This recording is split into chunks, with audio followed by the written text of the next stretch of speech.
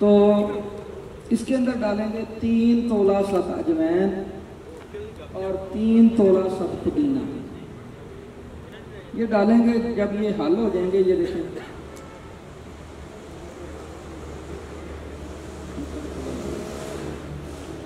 तो इसके अंदर 100 ग्राम काफूर डालें।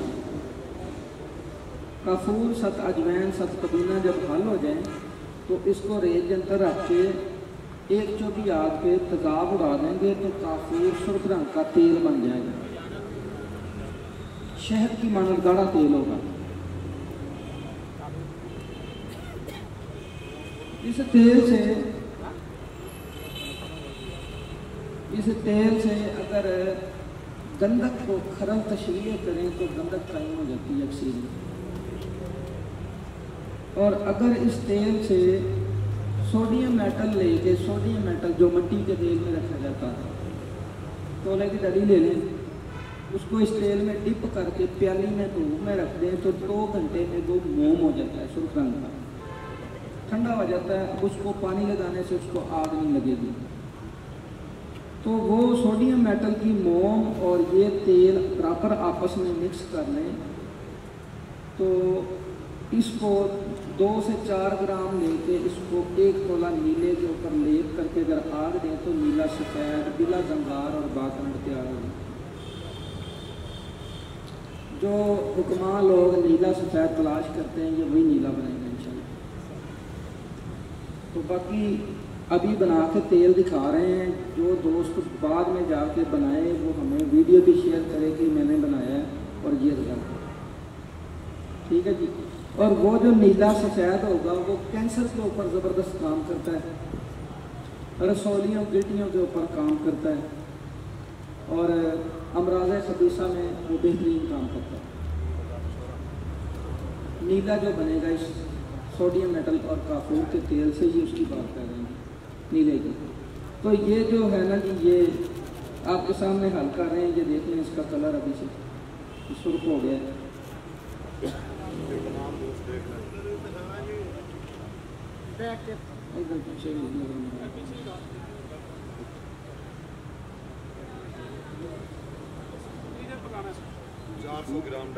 बस इसका तेजाब बनाना है हमने। तेजाब निकल जाएगा, काफूर तेल हो जाएगा, सत अजवैन सत पुदीना भी उड़ जाएंगे। ये उसको जारी करके जाएंगे, संड नहीं होने देंगे। ये तेल संड नहीं होगा, जारी होगा। जारी होगा तो सोडियम मेटल को बनाएगा। तो जब सोडियम मेटल बन जाएगा तो इसके साथ आप नीला बनाएंगे। नीला जो है वो खुराकी आला किस्म का काम करता है। चावल का चौथा हिस्सा जहाँ ज़्यादा मज़ा ज़्यादा है तो आधा चावल, इससे ज़्यादा खुराक नहीं देनी। मक्खन दूध का इस्तेमाल कराएं।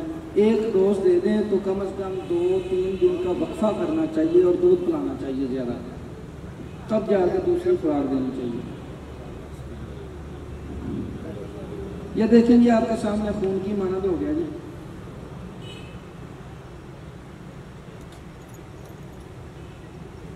तो ये सुर्ख हो गया जी।